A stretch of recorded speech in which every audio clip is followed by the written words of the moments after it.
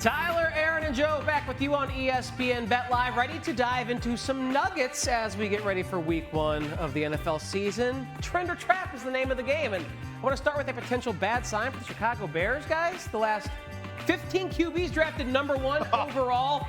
0-14-1 win-loss record, 1-14 against the spread. So, Erin, this is like taking all the enjoyment these people are going to have this season and killing it before the first game of the year. Can't have anything nice if you're a Bears fan these days, right? Erin, are you buying that Caleb Williams and the Bears are in trouble? Yes, I think this is a trend. There is something to this, obviously, because he is a rookie. And when I was on SportsCenter today, which it's not a flex, and don't go up. Andrew Hawkins was talking about how the preseason is much different than when you actually have to play in a real game. It's 5 to 6 times faster, so he might struggle, but I will say the position that he's put in is not terrible. Okay, he has a good offensive line, so we'll see, but I do think there is something to this, and I know throughout the week we'll make more picks on that game. SportsCenter, Andrew Hawkins. Oh, relax. I come with First no take. such glory. First take over here. We have to run that every time you're on First Take. We got to run it. Just a man with a sheet of paper. I agree, though. I think there's something to this. I would lean towards the trend here. Anytime you see something this outrageous, good rule of thumb, try to poke some holes in it, ask some questions. First question, how many of these guys were favorites? There's your answer. Over the last, and that's not the last 15. The last 15 only includes Lawrence and Wilson, who both lost outright. Not failing to cover. They lost outright in the process. Williams is going to be just the 5th number 1 overall pick in history to debut as a favorite, and he's going to debut as a big favorite. So keep that in mind. Lost in the shuffle of all the excitement in Chicago and the overvaluation of the Bears here, Tennessee is better than people realize. The defense is improved. Brian Callahan, the new head coach, he brought over his dad as the offensive line coach, who's his dad, Bill Callahan, one of the best O-line coaches in NFL history. There's a lot to like about the Titans. This is going to be a feisty matchup. I'd be looking at Tennessee. I agree with Dolan. And that's why the line keeps moving in favor of Tennessee. It's been bouncing back and forth. One of my favorite picks of the week. Titans. Best bet. I didn't say that. ESPN Relax. Bet, +4.5. You can go there if you'd like. Let's move to totals, okay? Bring this in week 1. The last 2 seasons, 23-9 to the under, 86-70-3 to the under the last 10 seasons in week 1 specifically. Joe, do you favor unders this weekend? I feel like betting blanket overs just to fly in the face of this. I think this is more trap than trend because I think the books have accounted for it. Think of it like this. 16 games on the week 1 schedule. Only one has a total of 49 or higher. One. It's the Sunday night game between the Rams and the Lions in Detroit on the fast track. Outside of that, of the 16 games that have opened, only 5 have seen over money betting it up. 10 have seen under money.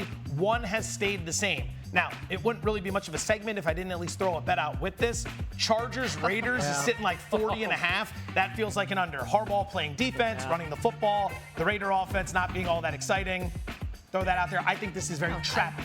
Oh, giving picks throughout the segment. I'm just good for you. Weaving them all in. Just weaving it all in. I agree with you. I mean, it's baked into the line to some extent. Slightly higher average total than we saw week 1 last year, and obviously the unders have been crushing it. But I think everything is a case-by-case basis. You have to look at the game per game, so you can't just blindly be betting into any trend whatsoever. But obviously, yeah, unders have crushed it. Challenge accepted. I was going to say, sounds like your buddy over there wants to do that. All right. Sounds like he's just trying to steal the show, giving out picks. I was told not to give out any picks in the segment, and here I am. Well, you can weave them in. This one I really like because over the last 15 seasons, guys, week 1 home underdogs in divisional games are 22-7-1 ATS. They're 16-1 outright to their last 17. This applies to exactly 1 game on the schedule this week. Erin, are you taking the Colts as a 3-point home dog against everyone's darling, the Houston Texans? I started touching my arm because I don't know, because I got nervous. This is a tough one.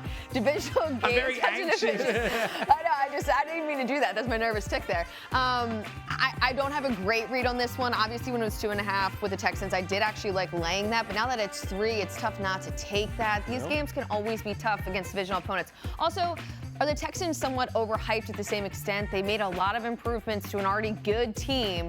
So, of course, you're thinking, oh, easy win. But I don't know. The Colts might have something in the back pocket. I really want nothing to do with the spread. I'm going to start with a disclaimer. Nobody hates AFC South Week 1 matchups more than Joe Fortenbaugh. yeah. I've never won an AFC South Week 1 matchup. A prop, a total, a survivor pick aside. Actually, I'm laughing because you're right. I lose them all. Jacksonville's normally involved. These guys have certainly been involved as well. Now, all that said, now that the audience knows it, I lean trend. If I can get the full 3, I would look to the Colts. Week 18, they met in Indianapolis last year. Colts were +1 in that game. Now we're up 2 points. Doesn't seem like much, but it's on to the key number of 3. Houston's better. We saw what they did this offseason in the roster. Colts are better as well.